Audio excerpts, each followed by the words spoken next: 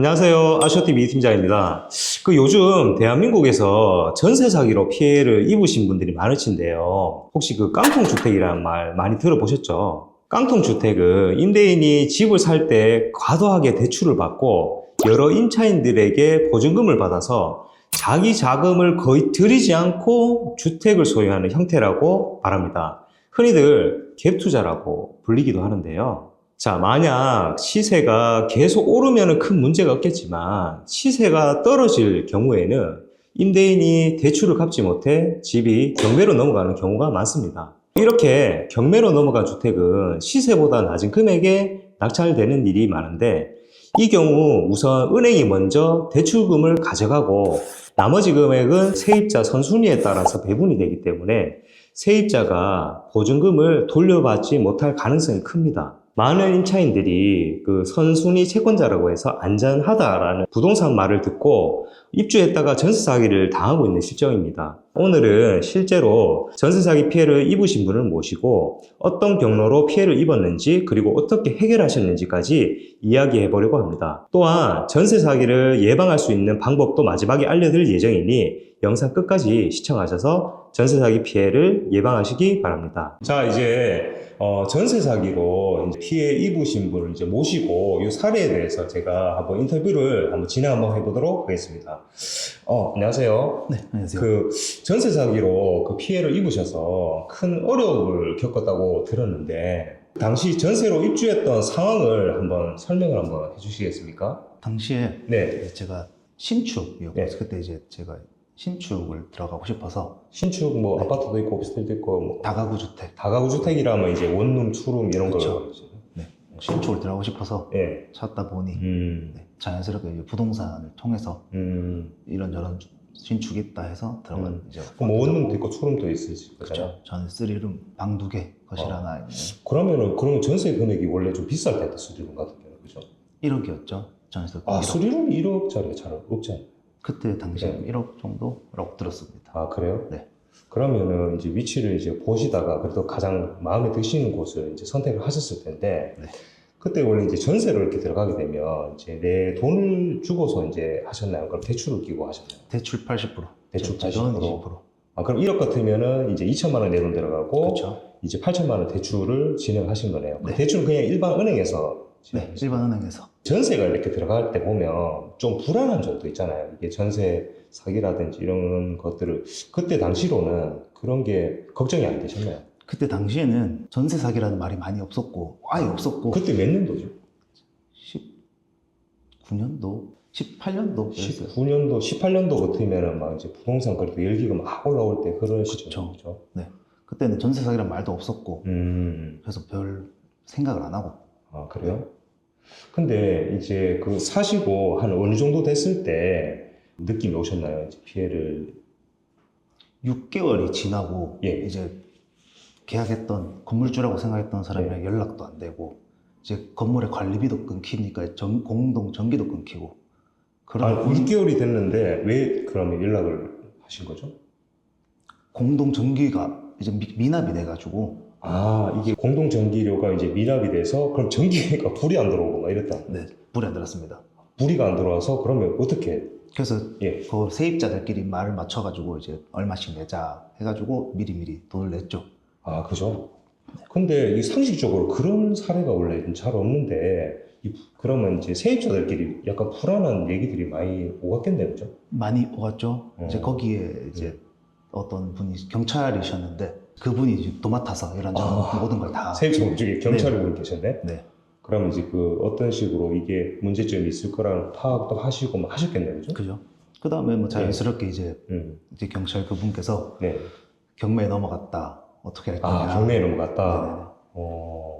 그러면 우리가 이제 이렇게 다가구 주택이나 이런 데 보면은 세입자들이 여러분들 계시잖아요. 여러분들 계시는데 순위가 그럼 몇 순위셨죠? 이제 전세로 크게 한 사람이 이제 제가 1억 1순위. 1순위. 네. 뒤에 사람도 1억 2순위. 1억으로 2순위. 네. 그 다음에 이제 3순위가 1억 4천. 1억 4천. 네, 주인 세대에 사시는 분. 그러면 이제 전세로 들어오신 분이 3분 계신. 한 분은 이제 최우선 변제금 월세로 들어가는 보증금 4,500일이었을 4,500 정도. 근데 1순위라 해서 이제 들어가셨으면 그래도 이제 경매로 넘어가서 이제 팔리지 않습니까? 팔리게 되면 그러면 은행이 어느 정도 돈을 가져가고 1순위라서 먼저 선순위이기 때문에 네. 돈을 받으셨을 거지 않습니까? 네. 근데 피해 보신 금액이 있으신가요? 저는 20%, 2천만 원 정도. 왜 20%를? 경매를 하고 남은 돈이 저한테 떨어지는 배당이 이제 8천만 원. 아, 네네. 그런데 그죠?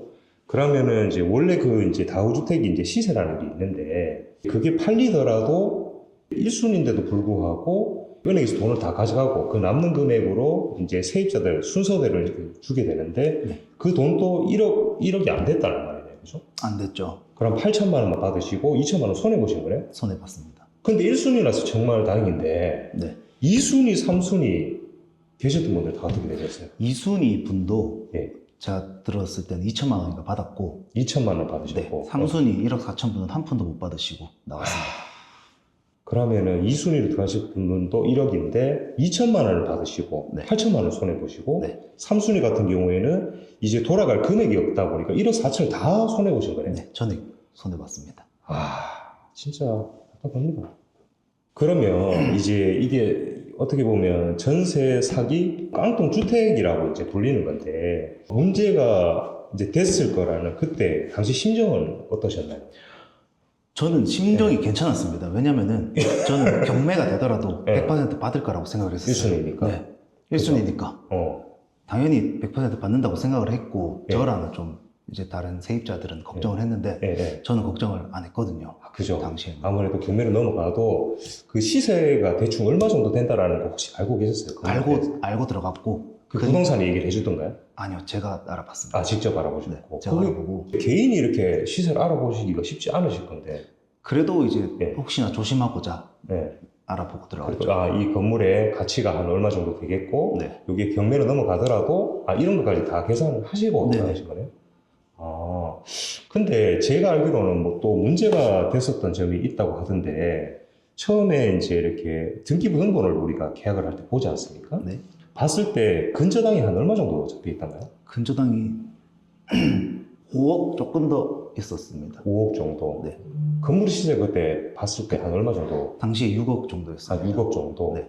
그러면은 한 5억 정도로 같으면 시세가 이제 1억밖에 개 차이가 안 나는 거잖아요. 네. 원래 경매로 넘어가게 되면 6억짜리 건물이라 하더라도 한 80% 정도? 시세 한 80% 정도가 이제 입찰에 들어가고 계속 이제 유찰이 될 때마다 떨어지지 않습니까? 네.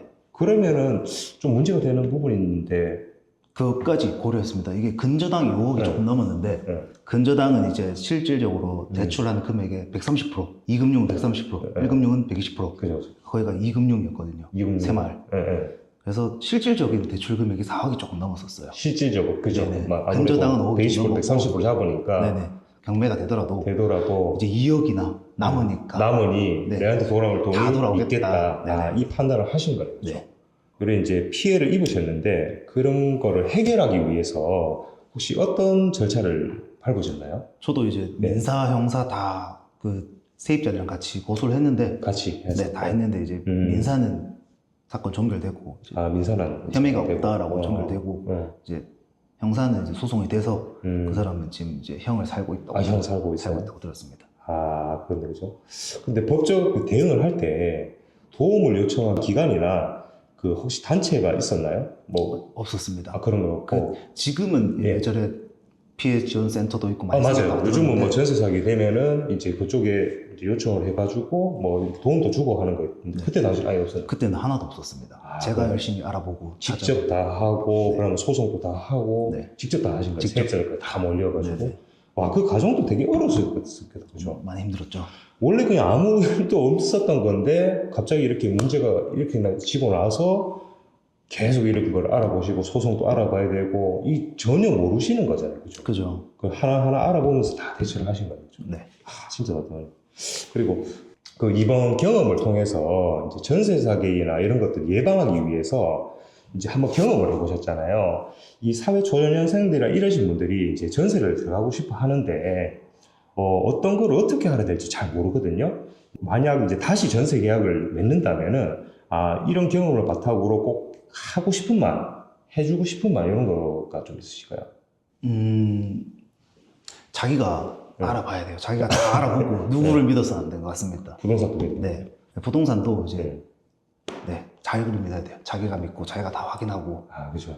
하나하나 다 확인해야 됩니다. 아, 이 부동산하고 이게 어떻게 보면 이제 집주인하고 이렇게 좀 진짜 짜고 이렇게 치는 이런 것도 있기 때문에 아, 누구를 믿지 않고 내가 진짜 하나부터 열까지 다 알아보면서 하셔야지 되겠다. 그런 생각이 좀 드네요. 네, 맞습니다. 맞죠. 네. 자, 오늘 어떻게 보면은 이게 이렇게 말을 하기가 좀 어려운 거잖아요. 누구한테 좀 말하기도 좀 그런 건데 이렇게 힘든 경험을 좀 얘기해 주셔서 감사드리고 전세사고를 겪으면서 좀 어려움이 좀 크셨을 텐데 잘 어떻게 보면 해결되어서 다행이고 앞으로도 또 이런 거를 또 토대로 또 모든 일이 잘 되시길 진심으로 응원하겠습니다.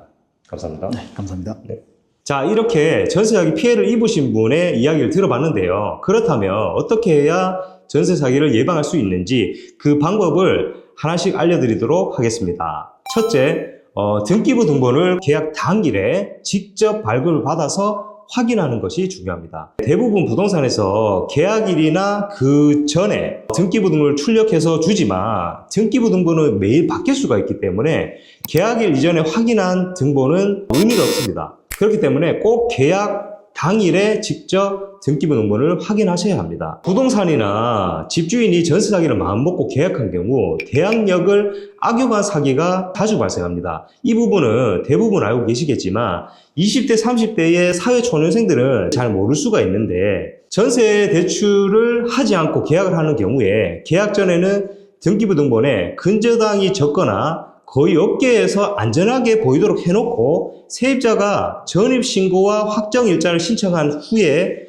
효력이 생기기 전날 밤에 큰 대출을 받아 잠적해버리는 수법입니다. 전입신고와 확정일자를 신청해도 그 효력은 다음날 공공시부터 발생하기 때문에 집주인이 이 시간을 노려서 대출을 받아버리게 되면 세입자는 보호받지 못할 수가 있습니다. 이런 상황이 발생하면 집이 경매로 넘어갔을 때 대항력과 우선 변제기이 생기는 다음날 공공시 이전에 집주인이 대출을 실행해서 근저당 설정을 받아버렸기 때문에 세입자보다 은행이 우선순위를 차지해서 보증금을 세입자는 거의 돌려받지 못하게 됩니다. 많은 분들이 전입신고와 확정일자만 받으면 보증금이 보호된다고 생각하시지만 대출 우선순위가 은행에 넘어가는 순간 보호를 받지 못하게 될 수 있습니다.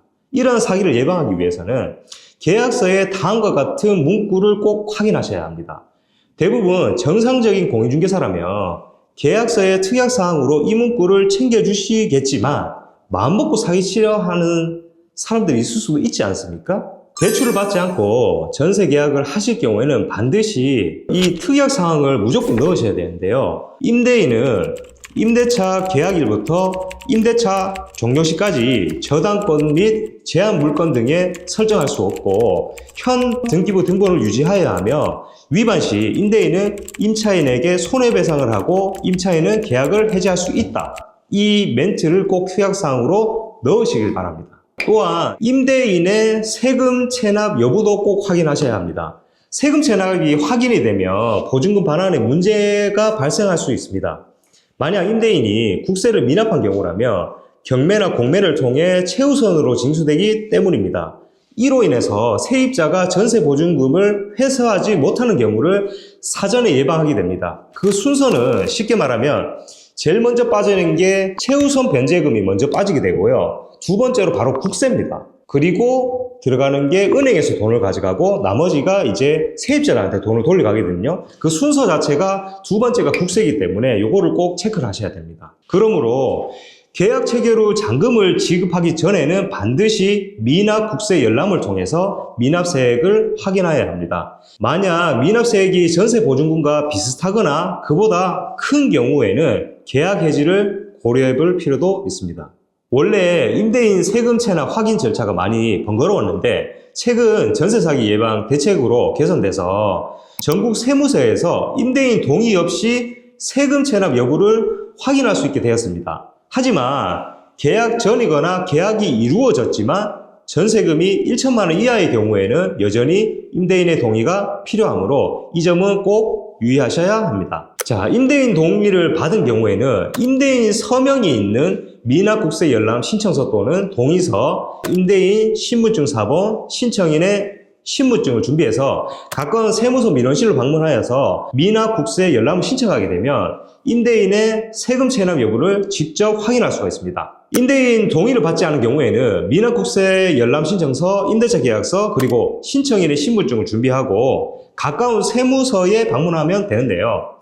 제도 개선으로 동의를 받지 않고도 미납 국세 확인이 가능해졌지만 임차인이 조회한 사실은 세무서를 통해 임대인에게 통보된다고 합니다. 두 번째로 전세 계약을 체결할 때 등기부 등본상 각구에 있는 집주인과 실제 계약하고 있는 사람이 동일한지 신분증과 얼굴을 꼭 확인해야 합니다. 이때 종종 집주인 대신 배우자나 대리인이 나오는 경우가 있는데 부동산에서 배우자나 대리인이라고 설명하더라도 가능하면 집주인 본인과 직접 계약하는 것이 가장 안전합니다. 만약 집주인이 아닌 대리인과 계약을 해야 한다면 위임자, 인감증명서, 과적강매 증명서와 같은 대리 권한을 증명하는 공식 서류를 통해 꼭 검증을 하셔야 합니다. 세 번째로는 이중 전세 계약에 주의해야 합니다. 그 이중 전세 계약은 같은 집에 2명의 이상의 임차인과 동시에 전세를 맺는 계약으로 이 경우 여러 명의 임차인이 각각 보증금을 걸었지만 한 집에 여러 계약이 동시에 진행이 된 거라서 후순위 임차인은 보증금을 돌려받기 어려워질 수 있습니다. 이를 예방하기 위해서는 계약 체결 전 등기부 등본과 임대차 계약서를 면밀하게 확인해서 중복 계약이 없는지 반드시 확인하셔야 합니다. 네 번째로 우리가 흔히 말하는 깡통주택을 피하는 방법입니다. 깡통주택이란 주택 시세보다 전세 보증금이 높은 경우로 전세 계약이 종료가 될 때 주택을 매각해도 보증금을 돌려주기 어려운 상황을 말합니다. 이런 주택은 위험함으로 꼭 피하는 것이 좋은데요. 예방법으로는 전세 보증금이 주택 시세를 초과하지 않는 집을 선택하는 것이 좋습니다. 전세 보증금이 매매가에 비해 너무 높은 경우 매매가 하락 시 보증금을 회수하기 어려울 가능성이 커지거든요. 이를 위해서 주택 시세를 확인도 하고 세입자들의 내역을 확인하는 것이 필요한데 일반인이 아파트가 아닌 주택의 매매가와 전세가를 정확히 비교하기가 어려운 부분이 있죠. 아파트 같은 경우에는 같은 단지 내 거래된 실거래가를 쉽게 확인할 수 있지만 주택은 상품별 컨디션과 가격의 갭 차이가 천차만별이기 때문에 더욱 가격을 비교하기 어렵습니다. 이처럼 주택 시세를 정확히 확인하기 어려울 때 가장 쉽게 알아보기 위해서는 허그나 서울보증보험의 전세 보증이 가능한지 알아보시는 것이 좋습니다. 전세 보증 요건을 충족하려면 기본적으로 주택 요건이 맞아야 하는데 보증 가입이 불가능한 집이라면 일정 요건을 충족하지 못하는 집이므로 전세 계약을 피하시는 것이 안전합니다. 자, 다섯 번째, 다가구 주택의 보증금 우선순위를 확인합니다. 다가구 주택의 경우 임대인이 세입자 간의 보증금 정보를 속이고 전세 계약을 체결하는 또 사기 유형이 있습니다. 이 상황에서는 집이 경매로 넘어가게 되면 선순위 임차인이 보증금을 우선적으로 가져가서 후순위 임차인은 보증금을 돌려받지 못할 수 있습니다. 계약을 하기 전 임대인이 공인중개사를 통해 해당 주택의 선순위 임차 보증금 규모를 꼭 확인을 하고 다른 세입자의 보증금이 우선순위로 등록되지 않았는지 점검해야 합니다. 특히 다가구 주택에서는 다른 세입자의 보증금 우선순위를 차지할 수 있기 때문에 이 확인이 꼭 필요합니다. 자, 이렇게 전세 사기 유형과 예방법을 이야기해드렸는데요. 앞서 말씀드린 5가지 사례들만 보더라도 수법이 매우 다양하고 또 복잡합니다. 그 초보자들이 이 모든 사기 유형을 예방하고 피하는 것이 현실적으로 매우 어려운 상황입니다. 국가의 법률이 전세 사기에 대한 허점도 너무나도 많고 마음먹고 사기를 치려는 사람들이 법의 빈틈을 노리기 때문에 알고도 당하는 게 현실이거든요. 전세 사기를 피하는 방법은 현 시점으로 봤을 때 가장 확실한 방법이 월세로 계약하는 것입니다. 정말 허무하게 들릴 수 있겠지만 현 시점에서 전세 사기를 확실히 피할 수 있는 완벽한 해결책이 거의 없기 때문입니다. 최근 서울은 전세 사기를 피하기 위해 월세를 찾는 수요가 많아지며 월세도 올랐다는 기사도 많죠. 더 이상 전세 사기 피해가 발생하지 않도록 정부와 관계 당국이 법적 보호 장치를 강화하고 전세 사기범들에게 강력한 처벌을 부과하여 사기를 시도할 생각조차 못하게끔 전세 사기 방지를 위한 철저한 법적 보호와 제도가 마련되길 바랍니다. 자, 이상 아시오TV 이 팀장이었습니다. 이번 영상이 도움이 되셨다면 구독과 좋아요 부탁드립니다. 모든 분들에게 이러한 피해가 절대로 발생하지 않길 바라며 오늘도 영상 시청해 주셔서 감사합니다.